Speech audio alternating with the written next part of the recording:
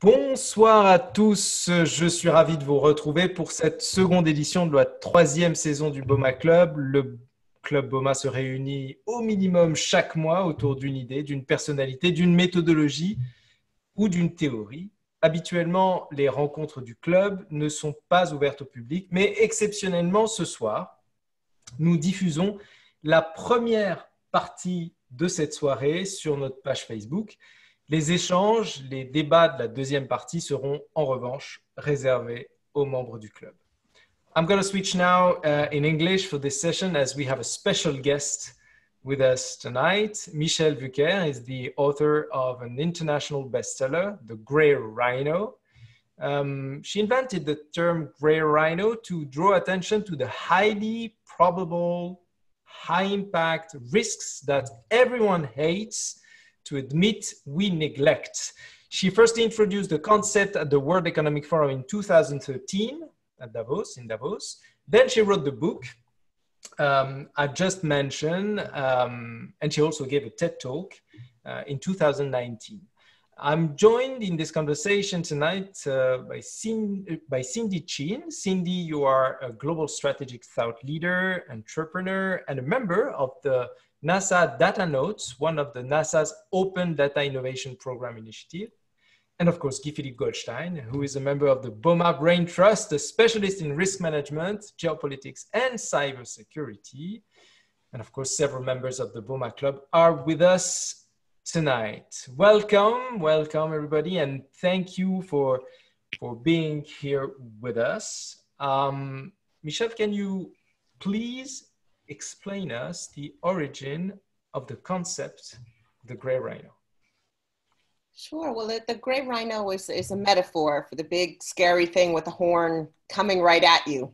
It might be still pawing the ground and snorting. Well, the gray rhino is a metaphor for the big scary thing with the horn coming right at you. It might be still pawing the ground and snorting, or it might be already running your way. But it's a metaphor for something that gives you a choice. It's gray because there are 2 of the 5 rhino species that are black rhinos and white rhinos, and neither one of them is the color that they're called. They're both actually gray. So it's a metaphor for how prone we are to ignore obvious things. But it's different from its cousin, the elephant in the room, because that by definition is something that nobody does or says anything about. It sort of normalizes the idea of doing nothing. And the gray rhino is something that someone is saying something about, and sometimes a lot of people, but you're still, putting your hands over your ears going, la, la, la, la, la, I don't want to hear it.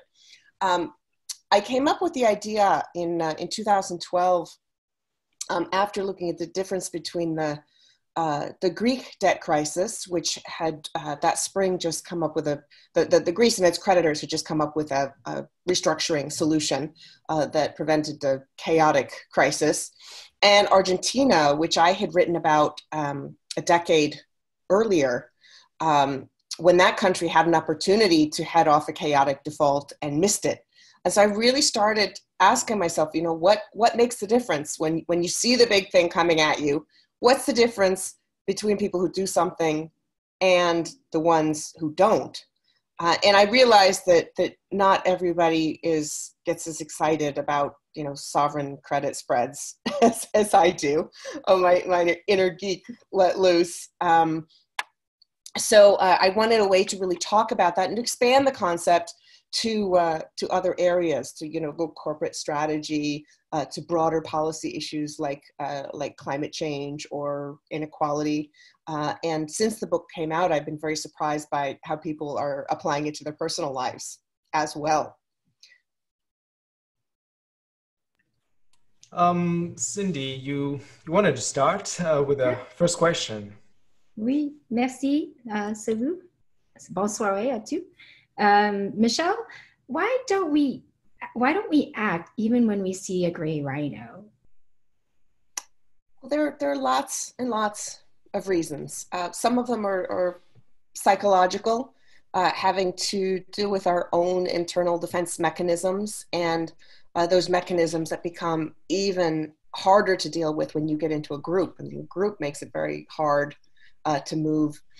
Sometimes we don't have the right incentives in our system or the right political structures. I mean, politicians who've got a short term really aren't interested investing in something that's going to see results many years in the future, or that's going to prevent a problem many years in the future. They really want short-term solutions. Similarly, with companies, a lot of investors are all they care about is quarterly earnings and what happens in the stock market, when in fact more than 3/4 of companies' values have been estimated to come from long-term value. And so you get investors who are actually pressuring management to extract value from companies in very, very short-term thinking that over the long term is going to come back and bite them. Sometimes there's something I call solution aversion, which is when you know what the problem is, but you just don't like the solution. So that's when you really, again, you put your hands over your ears and you say, la, la, la, la, la, I don't hear it. You just don't want to do it. And there are also situations where there are people who don't want the solution because it's not good for them. Like, say, fossil fuel companies don't want you to solve climate change. And so they prey on this sort of natural defensive mechanism. And, for individuals, denial is something that genetically we were born with as a way to protect us from things that are just too big and overwhelming, so that we don't just freak out and have a stroke when we see them. And they're also there so that if you have a long-term problem that's always there. I like to think about living near a train. I grew up in the Midwest in Texas, where it's really hard not to live within earshot of a train. You just learn to not hear it because you've got so many other things you've got to deal with at the same time. So those are really the three areas: the sort of cognitive, psychological, the group dynamics, that particularly when everyone in a group is similar to each other. Nobody wants to say, hey, hate to rain on your parade, but so that just intensifies the sense of denial. And then the incentives are all wrong, whether politically or financially. Our systems are not set up to make it easy to deal with obvious problems. That's actually really good, because it goes into my next question, which is about, we're in the middle of coronavirus. Guy Philippe and I were just talking about how we're kind of playing table tennis right now in the US. One he has it here, the other has it there. You had written about the 5 stages of COVID-19. And can you just tell us a little bit more, or tell the BOMA group, the audience here today, what those 5 stages are in the context of COVID? Sure. Well, so I came up with the 5 stages as a way to help answer the question, why aren't we doing something, and how can we do a better job of dealing with it? The first one is denial, which is what it sounds like. Usually by the time someone has me come to talk to them, they're kind of beyond that, but they might be worried about getting other people to go beyond denial. And we've seen so much of that in the COVID situation, particularly in the United States. I mean, we saw what was happening in China. We saw what was happening in Italy. There were, behind closed doors briefings where senior members of the government were told, hey, watch out for this. And then they didn't do anything. The public stage was denial. In some cases that was so that these government officials could unload their stocks before everybody else did, which is a big problem. But so the second stage is muddling. That's when you admit that there is a problem, but you have 4,372 reasons why you're not going to deal with it. And, I think Europe gets accused of muddling quite a bit. And there's something to that. I mean, there are efforts to build a consensus to get a lot of people behind a project. So political will is often a big reason for muddling. Sometimes you can be strategically muddling, whereas you've got to get certain preconditions dealt with before you can solve a problem. One of the examples of that is with the former communist countries reforming their economy. In many cases, they did some free market reforms before they had the right judicial systems and contracts and rule of law in place, and that undermined the situation. So there's a sequence sometimes. The third stage is diagnosing, and that's when you switch from the muddling mode, which is this is why we can't solve the problem, to what does it take to solve the problem? You know, who do I need to do what? What are the resources I need? How am I going to get the resources? Analyzing the nature of the problem. Is this something you can solve on its own, or do you have to solve a couple of other things with it? We've seen a lot of conversations about the connections between COVID and climate change and emissions and pollution. Although greenhouse gases and pollution aren't exactly the same thing. There are a lot of things that go together, and people have found that in places with more pollution, more emissions, the outcomes were worse because it compromises people's respiratory health. And, as someone with asthma that I developed after 9/11, that's something that I'm very sensitive to. But, is it something where if you solve this problem, you'll solve a bunch of other problems? Or is it something where you need somebody else to fix something instead? I talk a lot about meta-rhinos, which are sort of structural problems, often around decision-making, that make it harder for us to deal with the gray rhinos in front of us.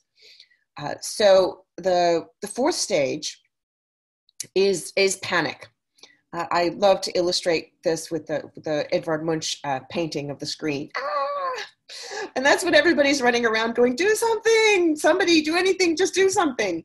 And it's a double-edged sword. On the one hand, it means you're more likely to try to solve the problem. But on the other hand, it means that unless you've really gone through the diagnosing process and have a really good plan, you're probably going to do the wrong thing. I think, some of the earlier stages of COVID, we saw some of that where there was very conflicting information about wear a mask, don't wear a mask, what are you going to do? And that ended up very badly undermining the trustworthiness of some of the public health institutions. And, why they hadn't figured out before this that masks were important, I don't know. But so what you want to do is create an urgency, a sense of urgency before panic sets in. And then the fifth stage is action. Usually you'll find a few people who are acting. And what you want to do is get to that viral point where that few people rapidly scale up to many more people doing something. And then you also want to track what you're doing. Is it helping? Is it not helping? And, I think we've seen that in many of the COVID situations. Interesting in the Czech Republic, when they started saying, hey, we need to wear masks, they were very successful in getting very high compliance very quickly. In other places, not so much. In some cases, with say drug trials and things, they tested them. At first they thought a drug was going to work and then it didn't. So they changed. At first they thought that the ventilators and respirators, they thought we were going to need more of them. It turns out that in many cases, those weren't as helpful as you thought, that 80-90% of people on them were going to die anyway. So it's adjusting what you're doing in the process. So those are the 5 stages. Would you consider the Black Lives Matter movement also a gray rhino? Well, I certainly consider a lot of the issues that Black Lives Matter is dealing with as gray rhinos, and I often try to be very careful about how to frame things. During the 2016 election with Trump, in the States, there's the expression Rhino, which is Republican in name only. So of course, all my friends were emailing me, pictures of baby rhinos and pictures of rhinos in museums. And then whenever they saw people calling Trump a rhino, they emailed me that too. So I did a piece for Huffington Post saying, is Trump a rhino, R-I-N-O? No, he's a gray rhino. But the real problem is the forces that created him, the inequality, a lot of the policy environment, the way people were feeling helpless and left behind. I often sit in a course on international relations, and students will pick their own gray rhino and frame it. But it's interesting. Sometimes they'll frame the solution as this is the gray rhino. And I'm saying, no, you've got to really picture the problem. And so I think it's a little problematic to say, Black Lives Matter is the gray rhino, because that's talking about the movement itself as, it's controversial, but the issues that they are working on, I think, are very real. They hurt economic growth. They hurt society. So those definitely are there. Those are a gray rhino, and they have been for quite a long time. I think, Guy Philippe, you had a question for Michele. Sure. A bit of a provocative question, if you may. Since 2008 and the Great Recession, we've been talking a lot about the black swan. And I was actually wondering if actually the black swan was actually perhaps a misplaced, wrong, and perhaps even dangerous paradigm. When I hear you, I understand that all those great risks, some we've been talking about, pandemics, financial crisis, and so forth, we've known them for the last 150 years. And your question is, besides, say, an alien invasion, isn't that the case that actually 90% plus of all the major distance risks are actually identifiable and are actually gray rhinos and not black swans? Absolutely. You know, this idea of the black swan is something that's completely unforeseeable, improbable, that, you know, nobody could see coming. I think was useful for getting people to expand their imaginations and get them to add to their mindset the ideas of things that could possibly happen. I think it was also useful in getting people to think about resilience. You know, how do you protect yourself when you don't really know what the next thing is going to be? But it ended up getting misused so badly after the great financial crisis, which is, of course, when that term was popularized. You know, Alan Greenspan came out and wrote this big piece in Foreign Affairs about, oh, nobody could have seen it coming. And I was like, seriously? I bought an apartment on the Upper West Side of Manhattan in 2000 that in 4 years nearly doubled in price. Like, if you couldn't see that there was something wrong with that, you were not looking. And there were so many warnings. You know, the FBI was looking into subprime mortgage fraud, home prices themselves, lots of questionable lending practices. There were so many things there that people were either turning their eyes away from, or just, trying to hide even. So, since then, it's actually become even more dangerous that whenever you see a problem, people come out and say, oh, that was a black swan. I sound like I read that book. I sound really smart because I say it was a black swan. When in reality, what you're doing is enabling a big cop out. And so many things are coming. We don't always know exactly when they're going to arrive. We don't know exactly, was this pandemic going to be a flu or a coronavirus? Where was it going to start? Who knows? Nobody knew any of that. Nobody knew the strength of it, or the size of it, or the extent of the reactions that would be required. But once you see something is coming closer, and that it's part of the diagnosis process, is, how close is this and how big is its impact going to be? Once there's a realistic possibility that something is going to happen, you need to be thinking about it. Not everybody needs to be thinking about everything, but public health officials obviously were thinking about the next pandemic, were warning that the world wasn't prepared, and the people in positions of power to do something about that should have paid a lot more attention to them than most of them did, and that was a mistake. And then individuals, once the case counts started rising and all the headlines were in the news, a lot of individuals started sheltering in place quickly, started wearing masks as they were going out to stores. But there's also been a significant number of people who didn't. And they get a little defensive sometimes. They're like, well, it wasn't my responsibility to see if a pandemic was coming. And, my thought is no, but when you saw it was there, it was your responsibility to do what was within your power to keep yourself and other people from getting sick. Well, thanks for all that. So I'm happy we've kind of killed a bit of a black swan with a stampede of gray rhinos. And now that I'd like to move to the practical question, from the provocative to the practical. And going actually to the situation you're mentioning. Say I'm ever a national state and I receive a report that there is a a risk with major severity, which has a 10% chance of happening in the next 5 years, which is about how the UK National Risk Register actually always evaluated pandemics.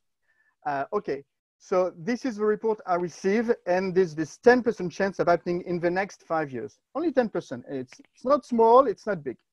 What do I do the very next day? I mean, Monday I have a report. What do I do Tuesday? I think it depends on the nature of the problem, because they've got different solutions. But do you have business continuity in place? Do you have a business continuity plan in place? What kind of reserves do you have? Making sure you've got sort of a cushion and safety net around you is very, very important.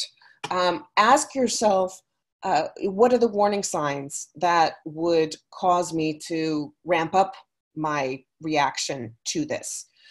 In some cases, there might be a trade association or another group of organizations that might have a common interest in this. Sometimes it's regulatory issues, or certainly climate change is one of them as well. When other companies' business affects what you can do or what your customers think. So, it depends on the nature, and it also depends on your ability to protect yourself from it. I get asked a lot about this asteroid question. And in fact, we had one that came crazy close to the Earth recently. And people are always asking me about that one. And it's not impossible. It's not hugely likely it's going to happen soon, but in the reports I've seen, within the next 100 years, we don't know how big, we don't know what, but truthfully, what can we do about that asteroid? The investment in, asteroid blasting tools and stuff would be so immense that we would be ignoring other problems here because we wouldn't necessarily have the resources. So that question about what can I do to prevent this or to protect myself from it is a very, very important part of the diagnosis. So I'm afraid I don't have a blanket answer for you, but those are the kinds of questions that investors need to be asking. And it also depends on, what kind of investment or what kind of business they have. I think a lot of businesses have started to make some changes already with COVID in looking at their supply chains, diversifying supply chains, looking at their stocks and supplies, and giving up, backing away a little bit from this, lean and just in time mentality, saying, hey, we're going to keep a lot more stuff on hand. So, that's the kind of thing that applies to all sorts of potential problems coming at you. And another really good related question is, if I'm doing something to prepare for a certain kind of risk, can I also think about that as preparing for something else? And, the healthcare system is a great example of that because when I wrote the book, Ebola was going on. And there were all these reports about some of the hospitals in Africa were so poorly equipped. They didn't have some of the most basic things that could have saved life. I mean, Tylenol and stuff.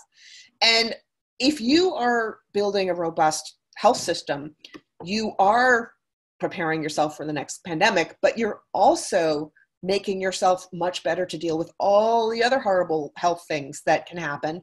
And that has a knock-on effect on productivity, on the economy, on employee turnover, on the cost of healthcare. If you catch something early, it costs less to deal with it. So asking that question, that by preparing for this, am I also preparing for other things, is really important. Michele, COVID-19 was a gray rhino, right?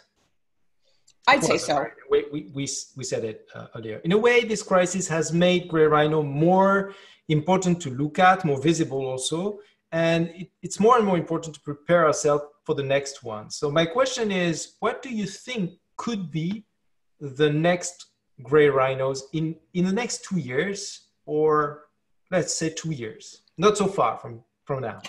Not so far. Well, it's interesting. They're all related.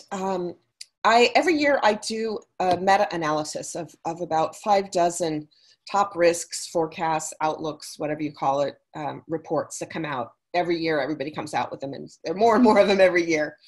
And what was interesting this year was that the World Economic Forum had pandemics on a top 10 in terms of impact potential list.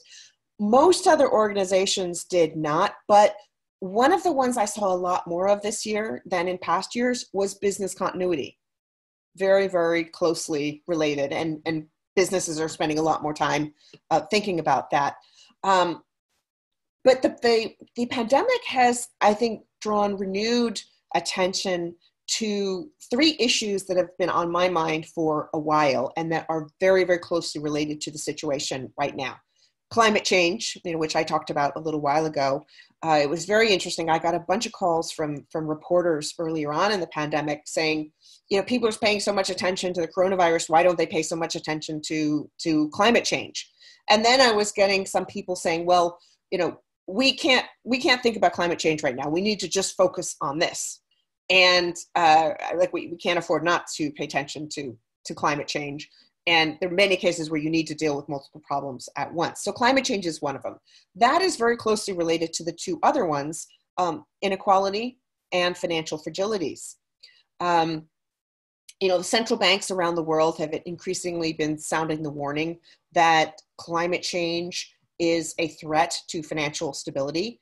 You look at all of these, shoreline properties that are vulnerable to rising sea levels. I just saw a story a day or two ago about how people aren't able to get 30-year mortgages on properties that are too close to the shoreline anymore. Insurance companies are worried that they might not have enough capitalization to deal with a climate change related extreme weather event. So very, very close. And interestingly, 9 US senators wrote a letter to Fed Chair Powell a couple months ago saying that they needed to pay more attention to climate risk, that companies needed to be reporting climate risk, and if financial markets weren't properly pricing climate-related financial risk, we were going to get run over by another gray rhino.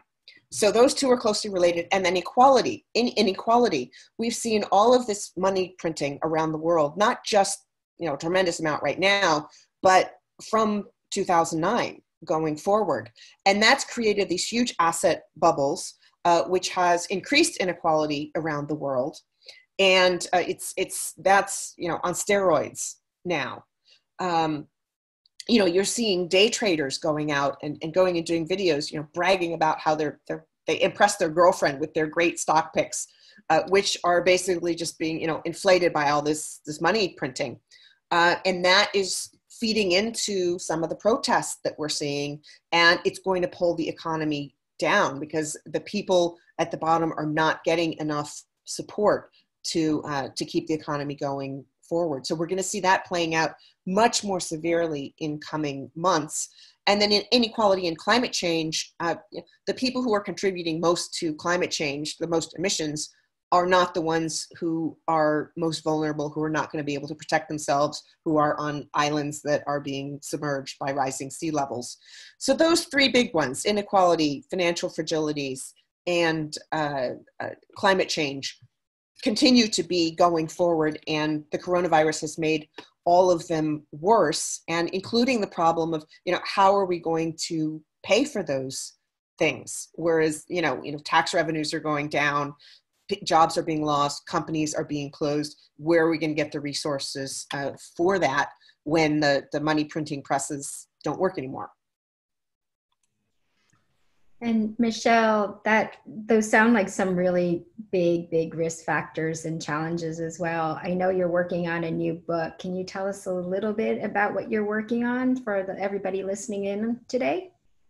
Sure. It's coming out early next year. The title is You Are What You Risk, the New Art and Science of Navigating an Uncertain World. Uncertainty being such a big theme. I picked the title before all of this stuff happened. But it really draws on a lot of the ideas in the Gray Rhino, but goes into much more depth on the psychological and the cultural influences on how each one of us makes decisions about risks, both the risks that we take and what we do when we see the gray rhino risks coming at us. Some of it was informed by what happened in China. Of course, the book came out in China in 2017 and sold 30,000 copies in its first few weeks and has continued to be this huge bestseller in China. I've been there several times over the last couple of years. And in China, they seem to intuitively get what I am talking about. And the central bank and the rest of the financial teams have used gray rhino theory to deal with a lot of their policy challenges. China has been way ahead in addressing some of the problems of rampant debt, trying to rein in the aggressive borrowing of companies expanding overseas, going after peer-to-peer lenders and dicey wealth management products that were marketing themselves as higher return, lower risk. If it sounds too good to be true, it probably is. Trying to slowly let the air out of the real estate market, trying to deal with some of these debt problems at the same time when the US was like, bubble, let's pump some more air in and see how big it gets before it pops, which continues to scare me. And, we see those. So I was just fascinated by the difference in the things people were thinking about in Asia and in the US, or say on, technological change and AI. There was a study that came out, a survey of 300 something odd AI experts in Asia and the West. And the people in the West thought it would take twice as long as the Asians did for machines to be better at doing everything than humans, like 35 years versus like 74 years, something like that. So completely different perception, a completely different public dialogue about some of these issues. And then the other part was I was speaking in Shanghai, and this super hip young guy comes up to me at a speech and wants an autograph. And he says to me, "You helped me so much with my personal life," which really moved me because I'm a policy person. I'm a finance and business strategy person, and certainly there are lots of principles that are very relevant to individuals in the book. But the fact that he and many other people who asked about it at talks, the fact that they were applying this so closely to their personal life got me thinking a lot more about the individual psychological characteristics, and so that's where the sort of cultural and individual psychology elements of the new book are. And I'm actually very excited about it because at the beginning of my career, I wanted to study psychology. Thank you, Michele. It's now time to close the public session on Facebook and start the debate only for the club members. Pour rejoindre le club, je vous invite à jeter un œil au programme disponible à l'adresse fr.boma.global/club. Je vous dis à très bientôt. Les membres du club, restez en ligne. On va à présent passer au débat. Je sais qu'il y a pas mal de questions. Guy Philippe, je sais que tu as des questions. Cindy, I know that you have also questions. We may have other questions from the members. Je vous laisse à très bientôt sur Facebook. Voilà, nous sommes à présent. We are now only with the club members. So the streaming session is over. Maybe Guy Philippe, you wanted to start with a question about financial markets, right? We don't hear you. We don't hear you. Unmute yourself. Always the rookie mistake. Every time, all the time.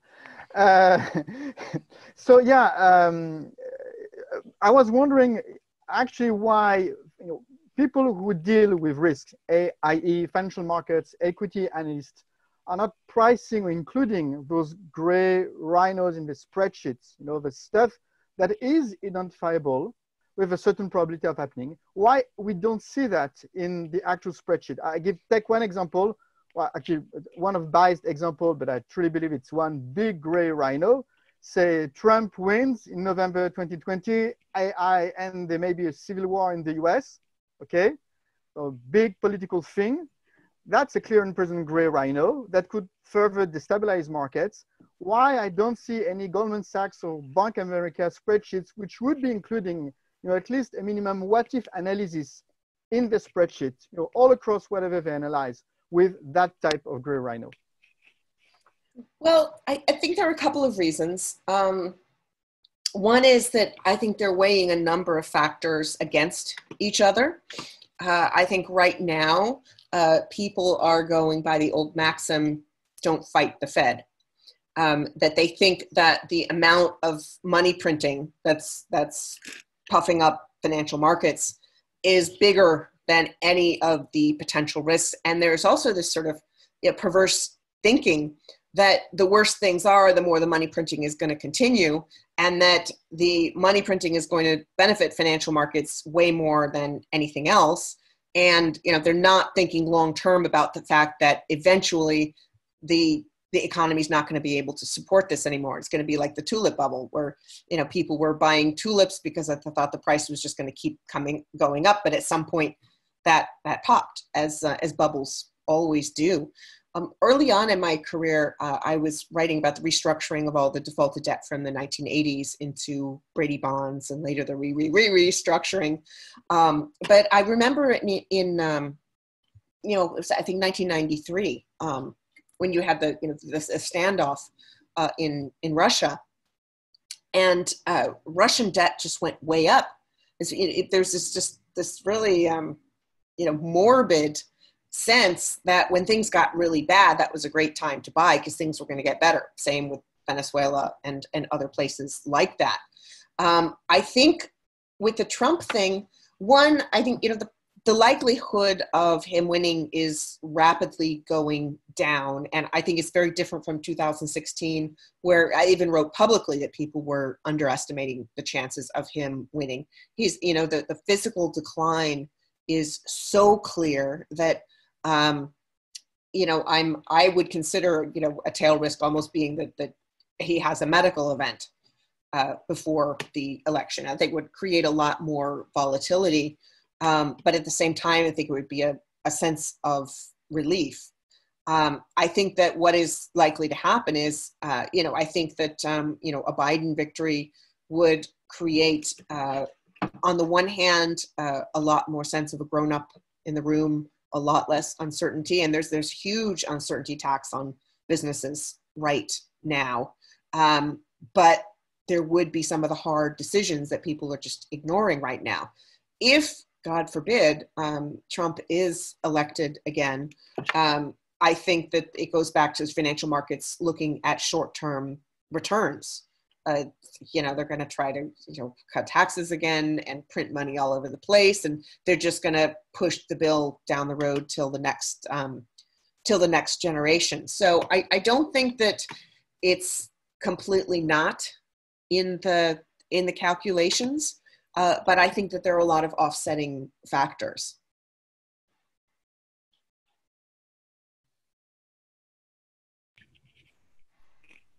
I'm sorry. I have a question, Michele.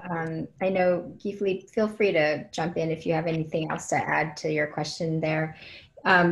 We're talking about the government and politics on that. I know one of the big discussion points that everybody's is talking about in whatever administration that they're in is artificial intelligence, right? Especially in government. Some believe, like, in the theory of decision makers when it comes to digital transformation, or now we have these COVID tracker. It's really big in France right now. It's a really large discussion in automating workforces. Is it easy to see where the trends are leading to? Would you consider AI a gray rhino, or is it a tool? Like, how would you frame artificial intelligence in this conversation?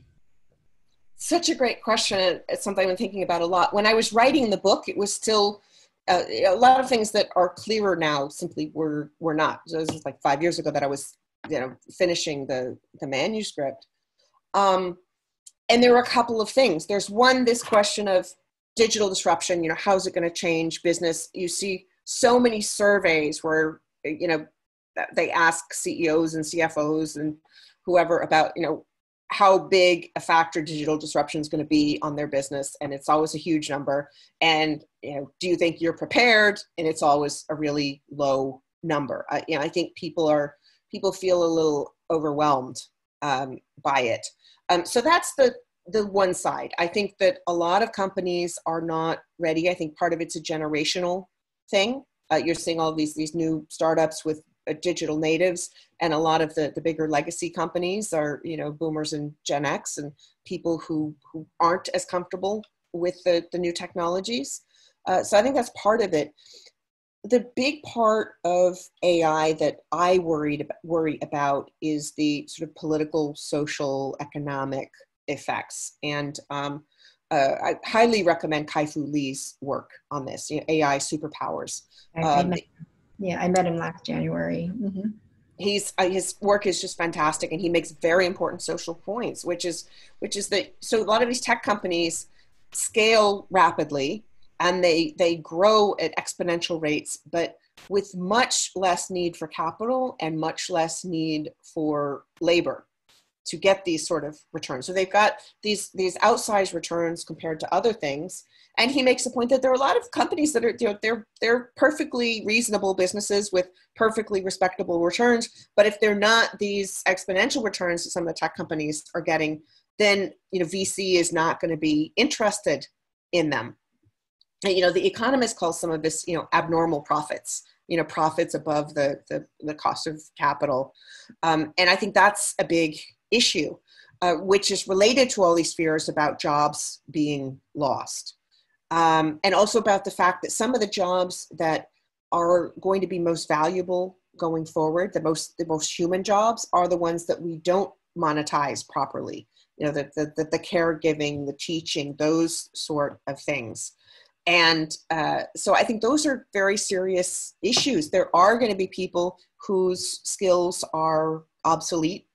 What's going to happen to them? I think there's a very, very big likelihood of more social disruption because of that.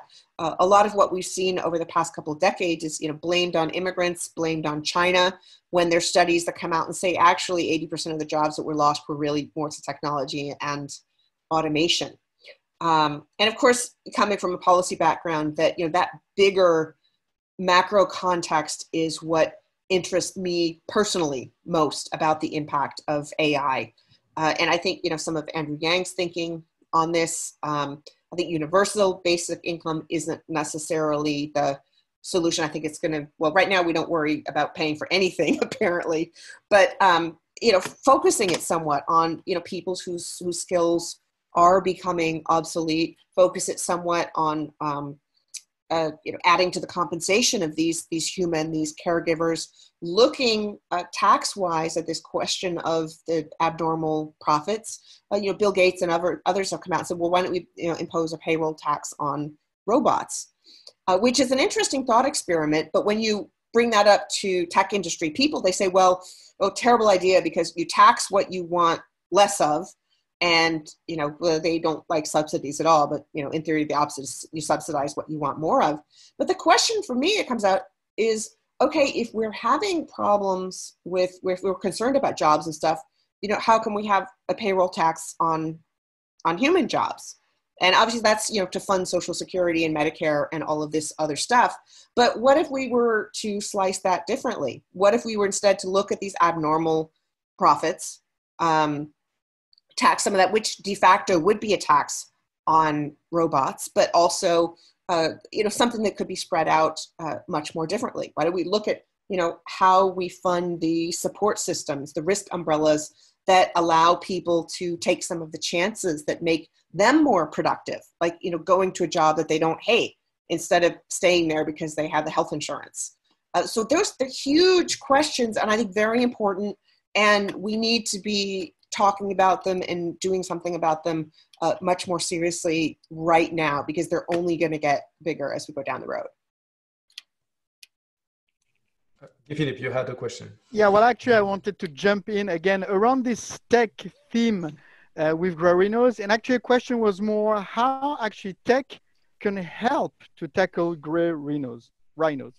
And to make the point, I would like to perhaps ask about the role of, you mentioned in all the denial process, the reasons why people just don't tackle those gray rhinos as both psychological, but also in some ways cognitive stumbling blocks. And actually, we've seen that a bit in Europe with the COVID crisis, where people did not react till we had a technology which were simulation, modeling, advanced modeling and simulation, one being provided by the team of Neil Ferguson at Imperial College in London. And then all of a sudden, the politicians, the deciders started to react. So the question would be, how much technology, for example, simulation and modeling, could actually help what you're talking about to be more tackled, to be better tackled, to help managing those gray rhinos? Such a great question. And it was just fascinating to see that study came out. And it wasn't just the modeling, but it was that chart. One of the British MPs tweeted, like, this is the chart that changed the direction of policy, which was very, very cool. Some people pay attention to those and some people don't. There's actually been a lot of debate over what charts work and what charts don't. So some of it has to do with whether people have trust in technology and some of those charts or not. I think technology can help. We've seen some of these reports about, gene sequencing of these viruses and things like that. And, it was very, very quick that this particular virus had the gene sequence done. That's thanks to technology. They've also used it to sort through, what sort of drugs are more likely to work or not, so that they can much more quickly hone in on the best solution to things. And I think there's a lot that technology can do. We do need to be aware. There have been efforts to use technology to, for hiring and other things, like to get past human biases. But the problem is that when humans are creating the algorithms, and that that sometimes machine learning, even when you're not intentionally putting the biases in, machine learning picks up on those biases. People are more likely to hire someone with a quote unquote white name than a different name. They look at the hobbies, and so I think that we need to be very, very careful about some of the things, because sometimes the algorithms get so complicated that we don't even know what they're doing. So you can't solve a problem if you don't know what it's doing. And then, of course, with the modeling, that is it only predicts certain kinds of behaviors. And a lot of these have been good in saying, okay, here's like minimal adoption of these policies. Here's if everybody participates. But looking at that range, and there's a problem with the way humans deal with counterfactuals. They see the curve going up, and you put in place a bunch of measures, and then it goes down considerably more. And then they come out with this idea, say, why did we do all these things to prevent it when that's all that happened? So, and those are biases that the technology can't fix. The only thing that really fixes those is human awareness. Last spring I had what I thought, well, at the time I thought it was a flu. In hindsight, I really wonder if it was a much earlier mutation of this. It was lower respiratory symptoms that were so bad that my doctor had me do a stress test and chest x-rays and all, like she was afraid it was my heart. But at the time I did that, and I actually wrote about having gotten a flu vaccine the year before.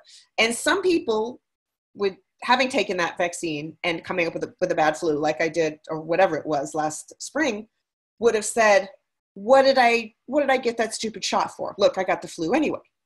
Or you can say, this flu would have been 10 times worse if I didn't get the vaccine. And so anytime we're doing a but what if calculation in our head, I think it's really important to look at both sides of it. And a lot of these are cognitive habits that we need to pick up. And a lot of the research has shown that changing your habits, that mindful and intentional thinking about some of these things can actually help you to make better decisions. Perhaps one last question. Yeah. Ask your question.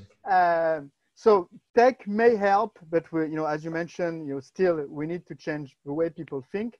I just wanted to go back to Wall Street, one of my initial questions, because I understand your point, and there are actually people who are going to benefit from higher volatility.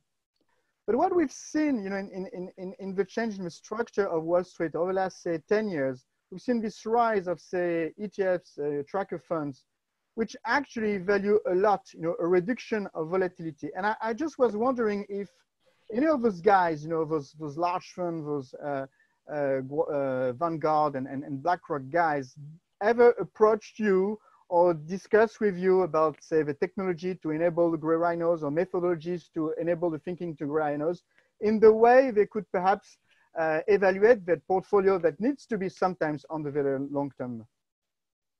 Well, I think it's a really interesting question on like how do you apply this to trading? Because one of the things I encourage people to do, and one of the reasons I come up with this meta list every spring, it usually comes out in early March, by which point most of the all of the annual predictions have come out. Most of the other ones come out like December, January. But it's to look at what are people worried about, and then what I encourage people to do is think about, okay, how much are these being priced into the market or not? The gray rhino thinking is that that people are underestimating these potential problems, and that's why we have tail risk funds, and they return phenomenal amounts when there's a big crisis like we have. But if you look at them over time, they actually lose money, which is how they're designed to be. But really looking at this gap between people's perceptions of the potential risks and what's being priced into the market. In the book, I interviewed Byron Wien from Blackstone, who he's turned it over to someone else now, but every year he would do this top surprises list. And, again, there's as much art as science in this, but he would look at what people on Wall Street thought was going to happen, that where he thought that most people thought it was more than a 50% probability. I'm sorry, that they thought was less than a 30% probability. He thought was more than a 50%. That's sort of where the top surprises came in. And the point wasn't to get everything right. The point was partly to stretch your imagination. And he would, at the end of every year, ask himself, okay, what did I get right? What did I get wrong? And why? And be very transparent about that. And I think that's a fantastic exercise, but it's fascinating with all of the automated trading and these rebalancing and automatic accounts where these machines are doing all the work. It's very interesting because that takes human psychology into account so much less than the way we normally do things. It's interesting you're mentioning that in some ways they could be reducing volatility. I've seen a number of things written about how they can actually increase volatility. The highs get higher and the lows get lower. And I think we need to really look harder at some of the impact that the algorithmic trading is having on the markets, and more research on that. And there's this big debate in the field about, is it active stock picking, or is it just letting things go to the mean? Could monkeys do a better job than we could? And I think as human hands are involved less and less in the market, all those dynamics are going to change. Although I came from the world of capital markets and finance, particularly on the debt side, where I think the concept is really most useful is within corporations, where you can have an active strategy. Like you can't let algorithms run corporations. It doesn't work. But to look at decision-making structures, look at boards, look at the C-suite, look at how, and in particular teams, look at how they are making decisions, and each of them should evaluate themselves. We've seen a huge explosion in all sorts of software platforms and other things for evaluating, risks themselves and sorting those out. But the next frontier really should be looking at how we respond, how we turn that information into action, how we're making the right decisions. Because in corporations, it's still going to be, you look at all these future of work studies about what are the skills going to be for the future, and they are all these human decision-making skills, teamwork, strategy, empathy, all of these things that machines can't do. And that's where gray rhino theory is very, very useful. And that's where I'm doing a lot more of the work with it. Michelle, I have two questions from the club members. The first one is about the probability of a large number of gray rhinos coming at us at the same time. Um, Maybe we are entering a time where this probability can be very high. You talked about climate change, financial disruption, about inequality, about technology changes. Um, how can we deal with that? How can we react if a large number of gray rhinos are coming to us at the same time? When I was writing the book, I was so excited to discover that the zoological term for a group of gray rhinos is a crash. Like it can't be more perfect than that. And I wish it translated better into more languages because it's absolutely beautiful and perfect. And sometimes I would say, behind every black swan is a crash of gray rhinos. And when you do get all of these things coming together, that's when things do get very unpredictable.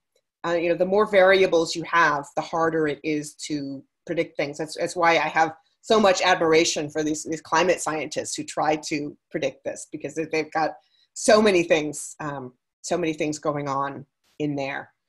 But I think it's one of the reasons why we need to be so much more proactive about dealing with things that are longer term, clear and present and ever present dangers. Because the farther ahead something is, the less it costs to deal with, and the more likely it is that you're going to succeed. And we don't know exactly when any of these things are going to erupt. And so doing as much as we can to prevent problems earlier on is going to decrease the likelihood of this crash coming together. There's a really good book a couple of years ago called Meltdown by Christopher Clearfield and Andras Tilczak, who wrote about risk management and complex systems. So when you have systems that are very complex, that depend on a lot of things going right, and you don't have enough redundancy built in, that's where you get things like the BP disaster. So I think it's really, and we're seeing right now, again, a lot of things coming together at once, the social fragilities, the financial fragilities, and this public health crisis at the same time.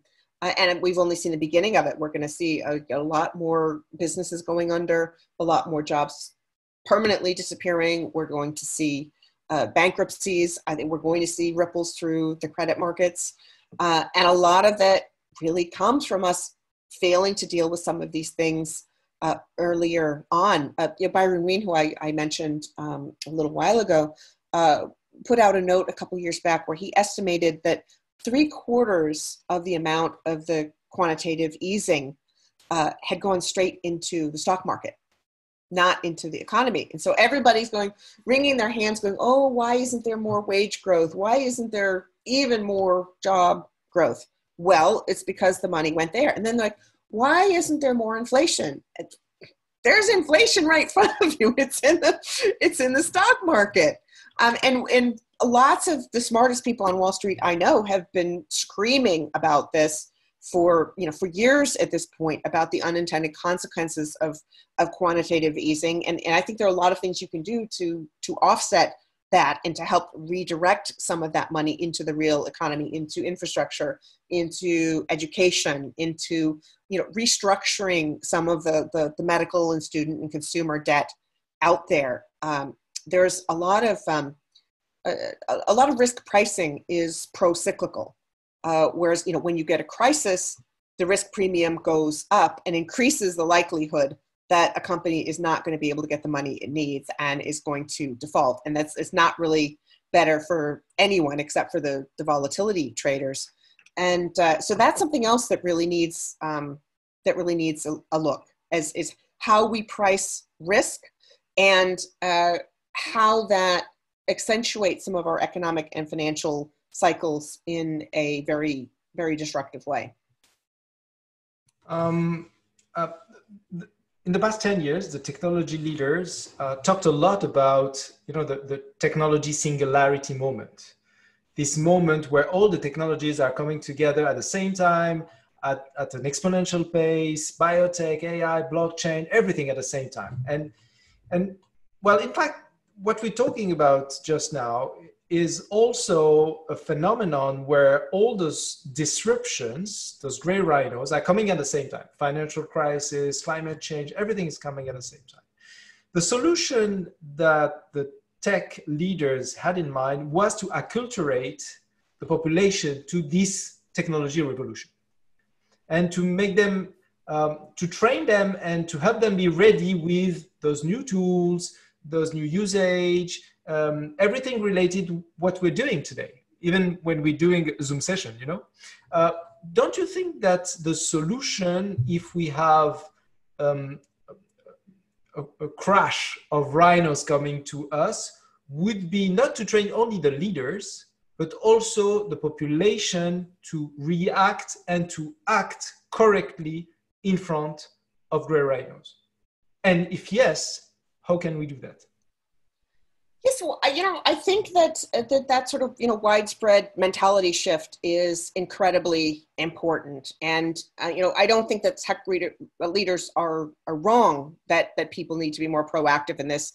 But I do think we also need to deal with the very real economic displacement and social issues that Kai-Fu Lee has spoken about, because, older generations are, they're going to be slower to learn these things.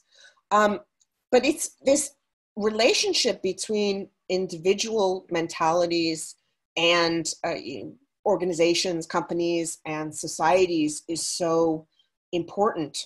I think a lot of what we do individually depends on whether we think our government is going to protect us from certain risks or not. What's the kind of umbrella they're putting up? If I lose my job, am I still going to have health insurance? If I invest in my company and it goes bad, am I going to be ruined? Very, very important questions. And I found it to be very, very different, in Asia and the West. As I mentioned, there's been some research on what they call a cushion effect of collectivist societies, where, people believe that, the government is going to keep really, really bad things from happening. Like, people in Beijing would say, my parents want to buy this overheated real estate market. And I told them that's crazy. And they said, oh, well, the government's not going to let anything go wrong. So that is the kind of thing that many people would think would be a big risk. But there's research showing that the Chinese and Americans actually look at some risks differently. They perceive a particular risk to be less because they think there is a cushion and a safety net there. And that gets to be very interesting when you go into some of the good risks that people take or not. Are they going to invest in their education? Are they going to change jobs? Are they going to try to be an entrepreneur? Are they going to invest in ongoing education? Those are big risks that are really important, but that a lot of people are scared to make. So I think we need to take a much deeper look at the risk umbrella. Or even in France, I know you've got this ongoing conversation about, how hard it should be to fire people from jobs or not. What if that risk equation were different? What if the sense of security wasn't just in staying in that particular job for a long time, but rather in the sort of security that would help you to pursue something that you want to do more? Because I really think that one of the biggest threats that we have is people staying in jobs that they don't like or don't care about. So this question of individual gray rhino wrangling is very, very important. The question between what you do in your job and what you do at home is also very interesting. The paradigm in the past used to be that you let your at-home issues go. Your kids are brats, or your marriage is a disaster, or the garbage is taken out. You just let all that go because your job is the most important thing.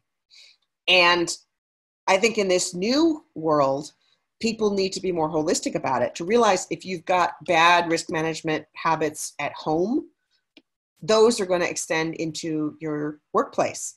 And we're starting to see cases where, CEOs who've got terrible personal habits and, DUIs and affairs with Russian spies and all sorts of stuff, that's carrying over into the business. So this question of individual gray rhino wrangling is so important. And, it's why I'm so happy that kid came up to me in Shanghai to tell me about how it affected his life. And it's why I've taken the direction that I have with the new book. I was struggling with it because I'm a finance and policy and strategy person, and I'm not a self-help author. And I really tried to square the circle of how do I address this?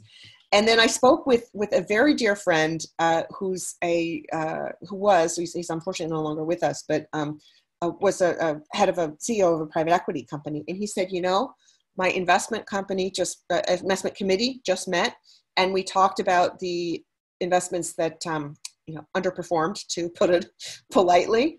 And he said, in every case, all the red flags were there. He said, it was all in the due diligence, but it wasn't the business model. It wasn't the economic conditions. It wasn't the product itself. It was the CEO's drunk driving or domestic violence. It was all of these bad personal risk decisions. So that's where I made the connection to, personal risk decisions affect organizations, affect entire economies. You look at the United States right now and the risk attitudes of the current occupant of the White House, and see where that's landed us all.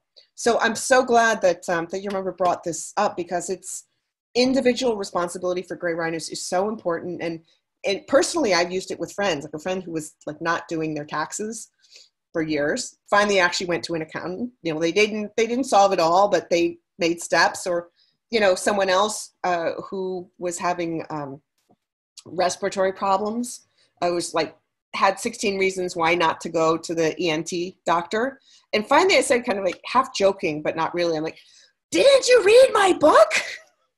And it actually worked. This person actually did go to the doctor and, didn't take all the medications, but at least they took a step forward. So it's not, and that's important part about, action and gray rhino thinking too, is that you don't just take one step, is that you evaluate as you go forward the steps that you've taken, which additional ones that you need to take. How's it working? Because it's actually very dangerous if people just do one thing and think they've solved the problem, because most of the time they haven't. Michele, this is actually a really great time to ask this question. Can you kind of give some of the tools operationally that people can use the Gray Rhino framework in order to solve some of these problems? I know you talked about some personal ones, like the taxes issue, whatever. What can corporate leaders do, or what tools can they use in order to make decisions that will impact them, not just the short term, but long term going forward? That's such a great question too. I think it has to do with the questions that they ask themselves and the processes they set up for making decisions.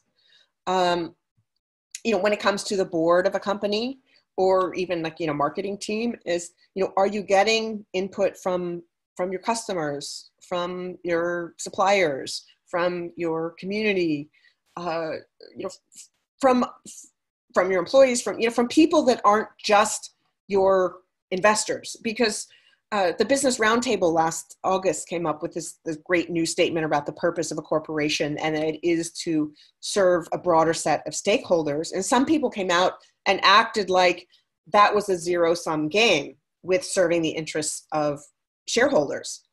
And the importance of that statement was that you can't really address the value to shareholders unless you are also addressing the needs of these other stakeholders.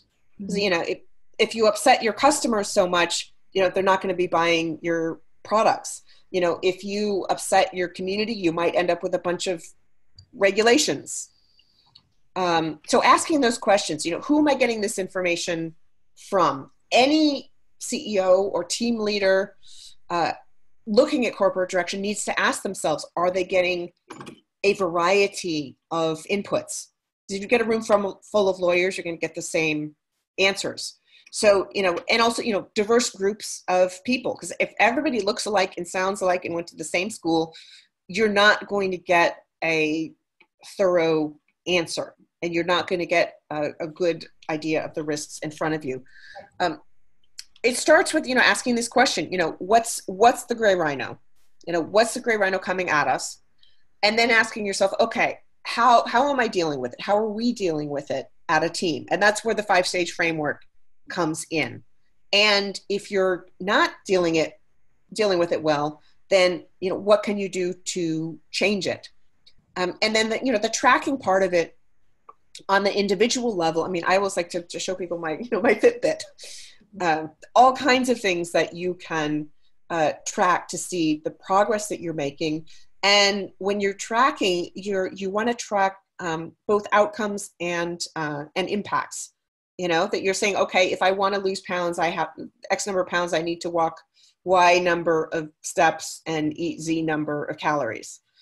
That's a very, very simple process, but it applies to just about everything. It's like, if we want to increase sales by X%, we need to do these 3 things. And then you could track if you're doing things or not.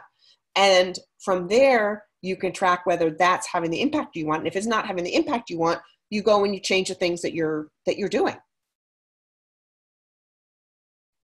Thank you. Thank you. Thank you very much, Michele, for your time, for everything.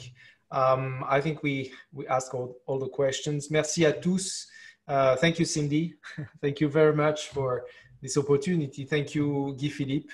Our next BOMA France event will be held on July 22, and we are going to talk about gray rhinos, because the title of the event is The Next One.